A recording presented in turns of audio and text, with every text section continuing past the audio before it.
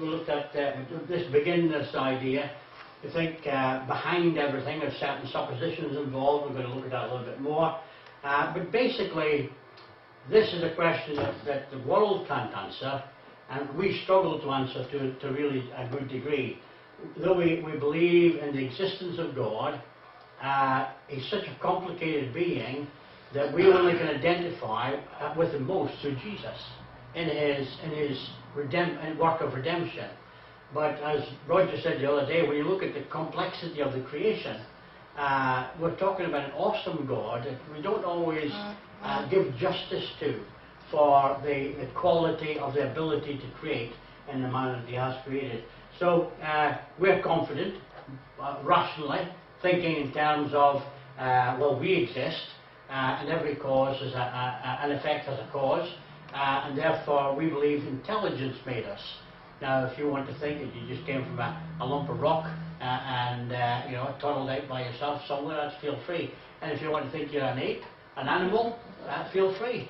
You know, I know a few of my relatives swung by the neck, but I don't know any of them swung by the tail. Anyway. I like it, Graham. I would like to say they get better. I would like to say they get better. Okay. Yes. Okay. Right. In the so-called Big Bang, or exploding universe theory, unbelieving scientists have gotten as close as they're likely to get to the concept of the universe of space, time, matter, energy, motion, created out of nothing. Terry sent me a link the other day. Every year, our friend Hawkins, as opposed to Dawkins, as two of them are really prolific. One's Dawkins and one's Hawkins. Hawkins is a guy in a wheelchair. And he spends a bunch of time with MIT, one of the big science universities in the States. And as part of that, he gives lectures. And his last lecture was on basically the beginning of the universe and the existence of God, or lack of it. As far as he's concerned, God doesn't exist. And all that type of stuff. So no doubt he did a pretty good job in that. But they don't come up with anything new. As a matter of fact, I was saying to Terry, I was reading the links underneath, and one man, in talking about what Dawkins had said and trying to explain a little bit more to somebody else who responded and said Dawkins is talking rubbish, not that, you know, not perfect response.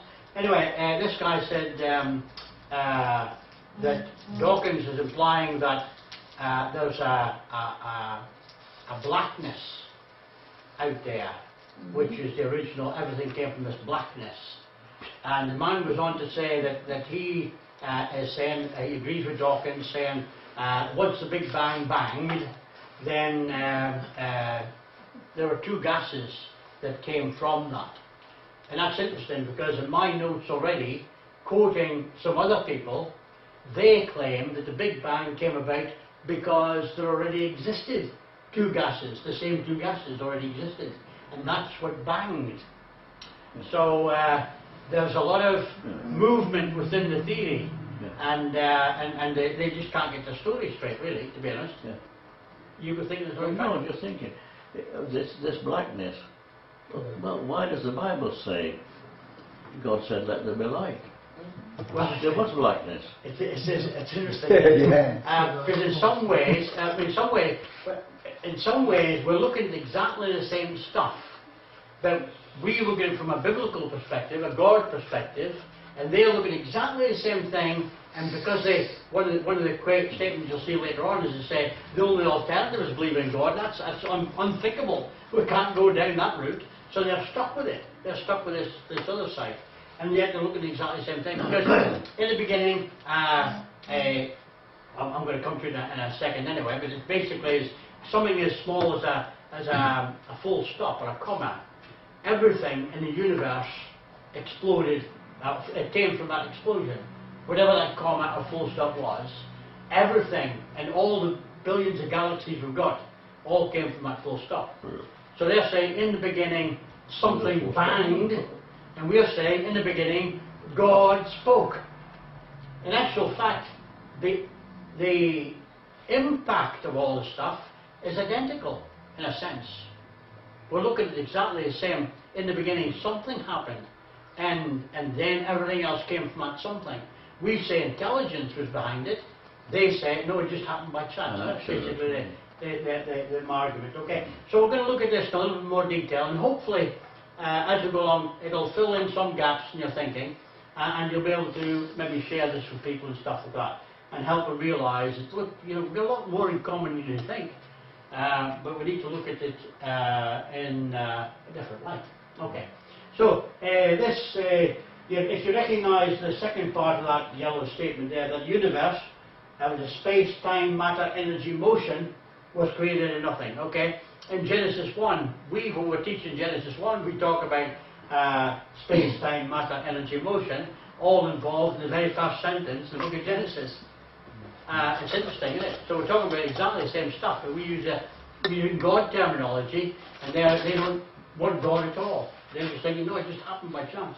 Okay, so basically, out of the blackness, you've got suddenly got this explosion takes place. Now, they talk about that as being a cosmic egg, even smaller than the period at the end of the sentence. So you can see the comma. That's not a period. That's a comma, isn't it? I need to put a period in there so much. That comma at the end of the sentence. What they say banged was even smaller than that. Okay. Where was the comma? Where was the comma? Well, somewhere out there, Frank. In the blackness. Yeah. Okay? You can ask about that. No, like if you're saying there's two gases, right? Yeah. And there was nothingness, you know, and the gases, there would be no reason for them to touch either. If there was nothing, no motion, no nothing to create anything, well, why did they ever touch each other? It's interesting. It's interesting. We're going to come to that in a second, well, and hopefully a little bit later on. As a preview, basically to say there was matter and there was antimatter, and sometimes they talk about the dark matter being antimatter. And basically the matter and antimatter were fighting each other, and then at some point the matter managed to get a slight advantage over the antimatter, and that's what then exploded. Okay? We'll come to that in But it due doesn't course. matter. Well, some people don't mind, you see, but it doesn't matter. Okay, so the whole universe is going to be, at some point in time, measured backward by the speed of light, starlight, to about 50 to 20 billion years. They're not exactly sure exactly how many billions years, and it keeps changing practically every second year.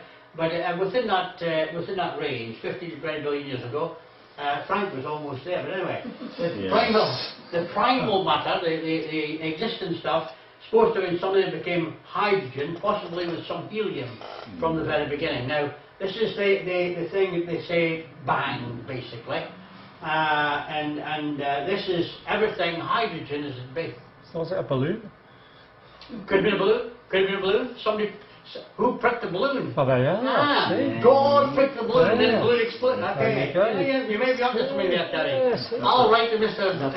Dawkins and let him know your name. Right. Anyway, so the primal matter is supposed to be something that became hydrogen, possibly with some helium from the very beginning. Because you see hydrogen involved in lots of stuff. We're coming back to hydrogen today in our cars and stuff. In years to come, probably our heating systems in our cars will all be run by hydrogen. If they can make it in such a way where we won't explode it. Because we don't want the big bang again, do we? Anyway, all the galaxies with their stars, planets, comets and asteroids were created from this speck. Okay, bang. It exploded. Now, That's magic, that is. well, it's actually, and this is the argument I was going to write to MIT, because I don't mind talking in front of a whole bunch of scientists and saying this is what he thinks happened, okay? But what I would like him to say, instead of this is science, this is what science says happens, I would like him to say, I believe, my faith is that this is how it happened. Because at the end of the day, evolution, the idea of evolution, is a religion. Okay, at the end of the day, that's what it is. But in his It's not debate, science. in his debate with the Archbishop of Canterbury, he admitted he was an agnostic. Well, yeah, we didn't know. Yes, we'll come to the agnostics later on. So there's an element, but when he's talking to these people, the same as when you listen to Brian Cox on TV, he actually makes a point. He says, we know this is not faith, okay? And what I don't mind them believing this stuff, provided they admit that it's a faith. It's a theory. It's a religion. Yeah. It's a religion. Yeah. It's not a science, because it's outside the agreement of science. Anyway, follow on. So, if they did believe this type of stuff, this is the kind of thing that they actually believe in. And it's important for us to understand what they believe and why they believe it, so we can then deal with it in a interesting manner. There was a couple of articles I read about debates. And a guy wrote in America, an evolutionary guy in America, he says, I wish evolutionists would stop having debates with these Christians, because 9 times out of 10 we'll lose. Because he says these scientists, so-called, go into these debates thinking they're dealing with some numpties, that's a good word, that don't know what they're talking about. And he says 9 times out of 10, they come up against these creationists in debate, and the creationists wipe the floor with them, because they do know what they're talking about, and they have the facts at their fingertips to prove their arguments. And he said, we just need to stop debating these guys until we learn how to debate properly, until we get our facts together properly. Okay? They treat evolutionist Christians as just, nutcases, and therefore they walk into these debates and they get the floor wiped for them, because a lot of these Christians know what they're talking about and can handle both sides of the argument. One gentleman I know, he actually teaches probably 18 to 25-year-olds, and he challenges them. He says, I don't want to hear you talking in a bad manner or a derogatory. It's a big word. Good word. Yeah, what's another word for derogatory? Putting down. Disparaging manner. That's another big word. Anyway, in some kind of manner that's making fun of some other religious group. He said, unless you can tell me what they actually believe.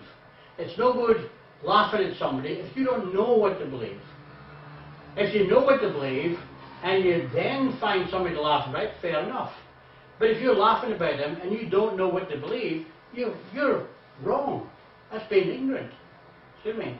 So we need to be able to understand what an evolutionist thinks and whatever. Anyway. What many fail to understand about the theory of evolution, spoken and written about with such authority, both on TVs and in so many books, by so many, is that it is not scientific fact, but a religious faith, a many and varied system of belief about the origins of the universe, and it changes practically every 10 years. There was quite an important evolutionist speaking at a big symposium. It's a bunch of people getting together on matters of science about 1996, and he said basically practically everything we've taught before 1995 we need to bin, because it's no longer the truth. It's no longer what we believe now. The facts have changed so much that what we used to teach is just totally by the wayside now. We're 60, must be 60 years ago, 70 years ago, I heard a professor say, the reason we believe in evolution is not that it has been proved or that it is provable, but that the only alternative is special creation, and that is clearly unthinkable. Funnily enough, that's the very quote I said about 5 minutes ago, but I didn't actually quote it exactly like that. Oh, I see, okay. I heard that. I remember reading it, but I couldn't quote it like that. Oh, I heard that. I'm glad you did, because I haven't got a video, so at least you can remember that. Okay. It wasn't because the facts are all on the evolution side. It's because the problem is, if they had to admit to believe in God, that opened the whole can of worms for them. They don't want to go there. So they've got to shut off their minds from that. So, it's not a scientific fact, but a religious faith, a many and varied system of belief about the origins of the universe. And they're changing all the time as the science varies, as their what do you call them, things, telescopes get bigger, and they're changing all the time what to believe. the faith that changes from year to year on a regular basis as new ideas are proposed and old ideas are rejected. I remember years ago reading a book about the Louvre, or whatever you, how do you pronounce that, Frank, that place in Paris? What's that? The Louvre.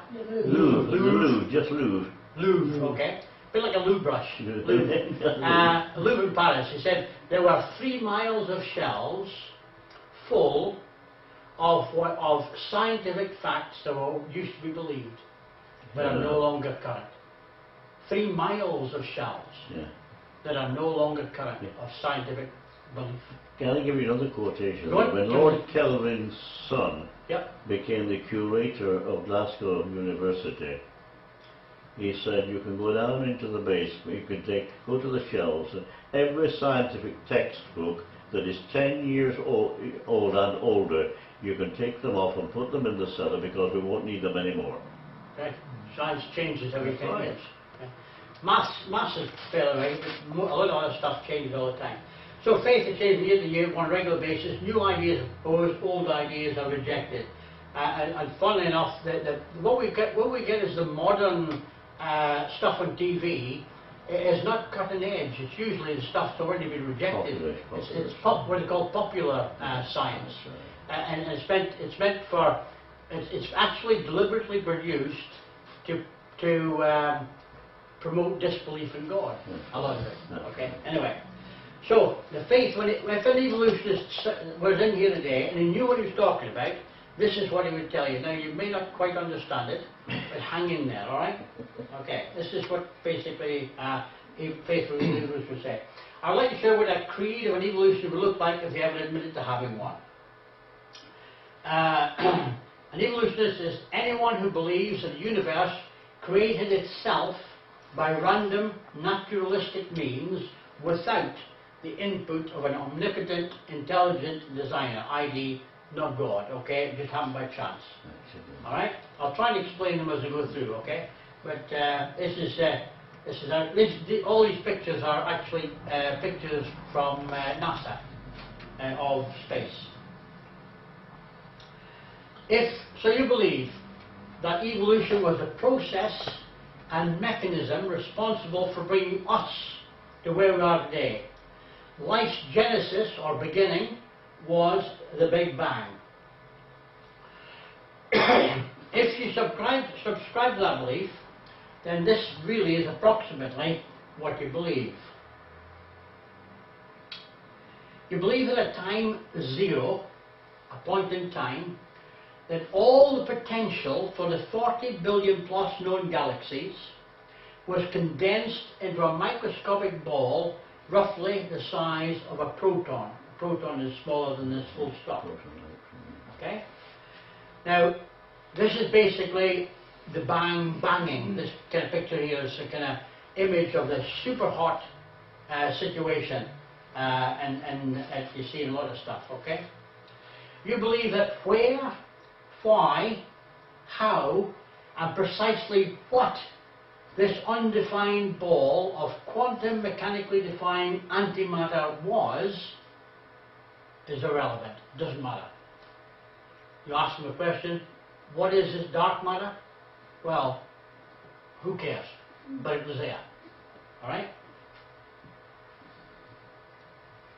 However, within this primordial incipient of the cosmos, that's this weird beginning way back then, you believe there existed a false vacuum, which was neither hypercompressed nor superdense energy, nor any recognizable substance. You missed a word out there, Graham, matter. Yeah, okay.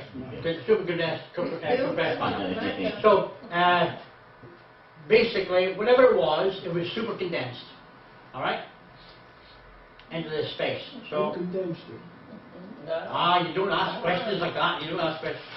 You believe that through this super condensed ball of nothingness coursed a weightless, undefined quantum mechanical probability framework through which a scalar field would eventually come. You understand all this? Oh, Good yeah. stuff. Oh, Okay. well, yeah, how can we forget? All right. All right. So basically, out of this nothing, that was in the beginning, but it was super condensed nothing, there came the probability of some sort of framework that we now see. That's the idea, okay? Glad about that.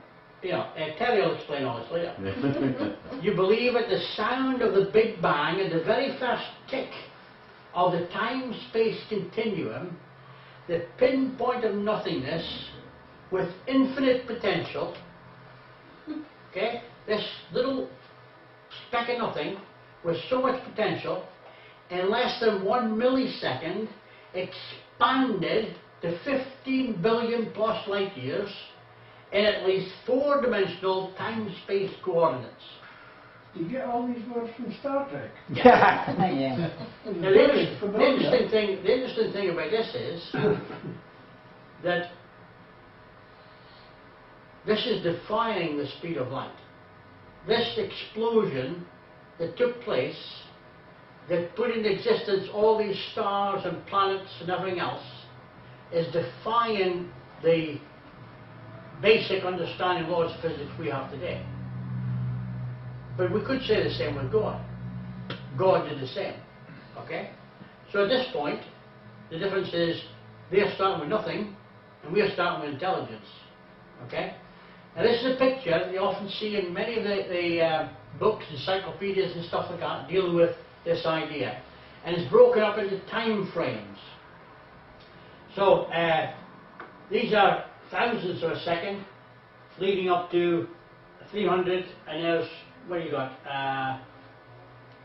I've lost my second. Where's my second now? Let me see, I'll read this one. Okay. Number 3 is a thousandth of a second. Okay, this one here. That's the up. Everything that happened before that is less than a thousandth of a second. And then it accelerates. So there was a period in the beginning, this first period here, when all force and energy was indistinguishable, still speculative. The particles respond to strong and weak and electromagnetic forces begin to emerge. The universe then grows from atomic to a cosmic scale in a thousandth of a second. Bang! It just goes from nothing to super universe. Then you have magnetism, or what we call gravity, begin to have an effect. And then you've got protons and new electrons begin to come in. And then you've got protons join with electrons, and you get the first light from the Big Bang. So we're talking about less than a second. You suddenly get all this stuff happening. Unbelievable, isn't it? It is unbelievable. That's Okay. the truest thing you've said. Let's see if we can follow it through. Alright, so that's basically what you find in most textbooks. It says, you believe that through this stellar process, space itself expanded outward in a bewilderment of pure physics and chemistry. And in this surreal light show were unleashed as powerful distortions that for a sub-fraction of time, the primordial anti-universe was curved to the nth degree. Okay, follow in there, hang in there. This extreme curvature, you believe, caused virtual particles to materialize from the previously undefined quantum netherworld in unfathomable quantities. Okay, so the stuff that we're made of, particles, protons and stuff like that, are suddenly coming into existence. This is all in the first couple of seconds. Well, less than a couple of seconds. Okay? Here's another picture. You'll get this in loads of magazines, loads of science things. This is what our kids are getting at school. Okay? It's a Big Bang theory. The cosmos goes through a super fast inflation, expanding from the size of an atom to that of a grapefruit in a tiny fraction of a second. Post-inflation, the universe is a seething hot soup of electrons, quarks and other particles. Rapidly cooling cosmos permits quarks to clump into protons and neutrons. Still too hot to form into atoms, charged electrons and protons prevent light from shining. Electrons combine with protons and neutrons to form atoms, mostly hydrogen and helium, light and finally shining. Gravity makes hydrogen and helium get get together to form the giant clouds that will become galaxies, smaller clumps of gas, and just become the first stars. They've got one of the telescopes at the moment. They've got so far out in the universe, in one of these galaxies. They've got a clump that they can just see with the strongest telescope that is creating something like 3,000 stars was a week or an hour. Creating 3,000 stars. There's stuff's coming out of this thing so powerful that they can see lots of stuff happening. Okay, so this is what they're getting some of this, or trying to make some of this fit. Anyway, meanwhile, Bach says, you believe that as these subatomic particles begin to come together, anneal, from the inexplicable proto-reality, this is outside of reality, we talk about reality, First reality. they're talking about before reality, that fight between matter and antimatter emerged and becomes into a relativistic time-space continuum simultaneously. So you've got matter and you've got antimatter suddenly come into existence and they fight each other for control. Okay, that's basically the idea. Who was there when that all happened to record? Well, you see, this is, if there's science, then you should be able to see this. Somebody should be able to duplicate this. But because it's theory, faith, religion, it's all supposition. I would say so. Okay? But Brian Cox believes this. This is stuff he promotes all the time. 50, 60 years ago, Fred Hoyle, the Yorkshire Yep. physicist, Big came up Bang, with yeah. the theory of the Big Bang, and they abandoned it because they didn't think it was right. Now they've embellished it, and this is what That's we're right. getting. That's right. As existence and non-existence, this is matter and antimatter, existence and non-existence, compete for the same dimension of reality, began to collide and then get together, anneal, that means join together, okay? Vanishing into a surreal ethereal vortex of the still expanding universe, almost as mysteriously. So antimatter and matter seem to disappear back where it came from, wherever it came from. But they don't know where it came from. Anyway, and this is quite a popular picture. This one you'll see in lots of different things. Yeah. So there's your Big Bang down the bottom, an expanding universe, and then it slows the expansion. And then as you look out in space, you're looking at the nova and the supernova and accelerating expansion.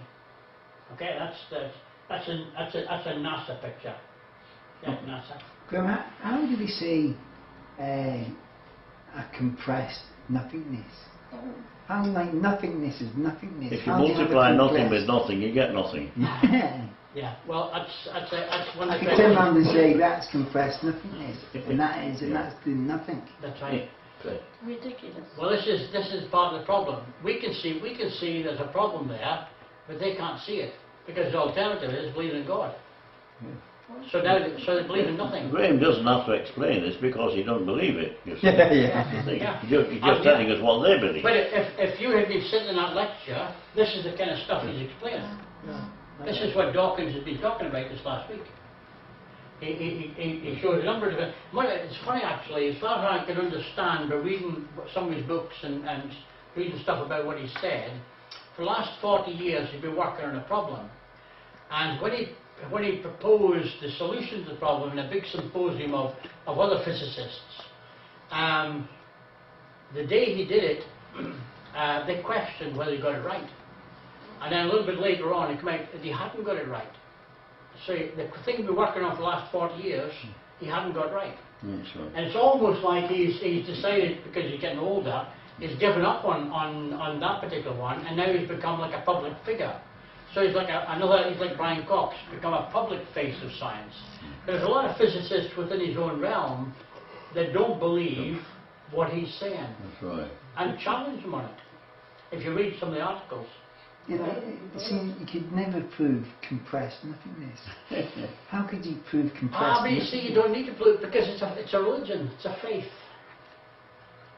What they do is they say, okay, look at there's a book, all right.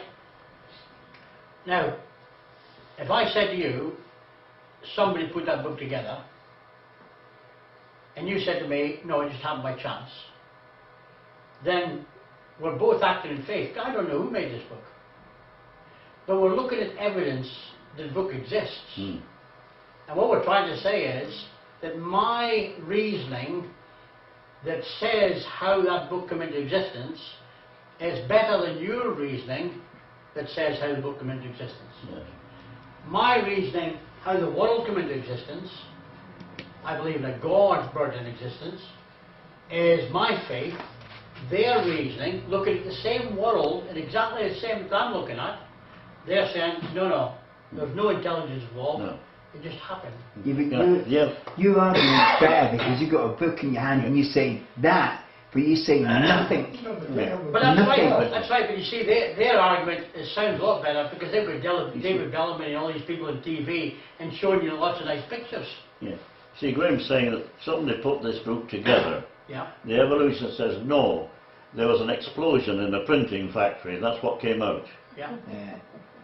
Now, But like he's got an argument because he's got something. Yeah, he's but you know, right. there's- Where did it come from? But there's no. that's the weakness in evolution. That's what we say, and they think we're nuts. Well, we know See? they're not. You know, because we're religious, believing in God, we're crazy people. Whereas they believe something, an explosion in the factory happened, and that became a book, and they're the clever ones. Okay, we can see the weakness. As a matter of fact, there's three major arguments, and this is one of them. What was in the beginning? There's three major arguments. They haven't got the answer for. This is their stab at an answer. But even this doesn't tell you what exploded. Where did whatever it was that exploded come from? You know. But they don't want you to stop here. They don't spend time back here. They look at, oh, look at this whale. This whale's a different shape from this whale, so therefore, oh, it must have happened. Yeah. You know, they spend time further down. As a matter of fact, later on, I'm going to come to it. Brian Cox, in one of his latest programs, one of his programs was saying, this is how it all happened. And when you listen to the program, waiting for this wonderful revelation of how it all happened, he was trotting out exactly the same stuff that Darwin's been on about for years. Yeah, yeah. And people have rejected. Yeah. The thing is, what they're doing now, they're saying in about 6 volumes what Genesis says in 2 chapters. Yeah. Okay. Anyway, okay, we'll hopefully get to the end of this guy's quote. Okay. Because this is really what they are. This is why it makes us so hard. We can't even understand what they're saying. And that's deliberate. We've got to use the language like They that. use language like this, just deliberately to confuse the average person. Yeah. Unless you're into physics, wouldn't have a chance to you. Anyway, so a finite residue of tangible matter survives, and from it you believe billions of galaxies formed the known cosmos. Now, I didn't say that. That was actually a quote from a scientist. But what right has he got to stand up and say what an evolutionist would think? Okay, well this is his credentials. Yeah. This is who he is, this guy. The person who wrote The Faithful Evolutionist, a guy called Dr. Einstein. He once believed in evolution. And his qualifications for be able to write about this kind of stuff, and he understands what this is, even if we don't, okay? He said he received his bachelor's degree in chemistry and biology at Point Loma University in San Diego, California. He got his PhD in organic chemistry from the University of Nevada. Then he got completion of his doctorate. He accepted a postdoctorate fellowship to do research in photochemistry. So this is all small stuff. It's the nitty-gritty of how things are put together. And then he went on, completed a fellowship, accepted a research position with Elan Pharmaceuticals, and he rose in that company to the director of medicinal chemistry. So his background is all chemistry and biology and science stuff, okay? He left that pharmaceutical world to become a professor of liberal arts at Nampa, Idaho. And today, what he's doing, his current research interests are in the areas of nanotechnology. And that's the synthesis of nanoscale, photocontrollable molecular switches. He's one of the guys who is working on stuff like making something so small that you can put it inside your veins, and it'll go down there, a little motor, It goes down inside your veins and sorts out any rubbish that's in there, or takes a picture, whatever you want to take. The nanotechnology, I mean, I'm holding my fingers up like that. The stuff he's making is smaller than that. Okay? It's the stuff of the future. They're talking about all sorts of nano, small stuff. Okay? Well, that's the kind of guy. And he came from an evolutionary background before he rejected the theory of evolution, and he says, this is what I used to believe. This is what we were all taught. This is what I've been teaching other people for years. I no longer believe that. Okay? I thought it was scientific. Now I realise it's a faith. Alright? So, time-wise. 4 minutes. Okay, we'll hope there. Alright, so what I've given you hopefully is a picture. Some of the physicists believe, this is what they teach, this is what our kids are being taught in school. And so when we talk to people about evolution, quite often a lot of them don't understand this. All they really believe in evolution is what to see David Bellamy, he was bombed out. The other, Attenborough, and Brian Cox and stuff like that. That's the popular science. That's what a lot of people believe. They don't even go back into this. They don't even think about this stuff because that's too complicated for them. And so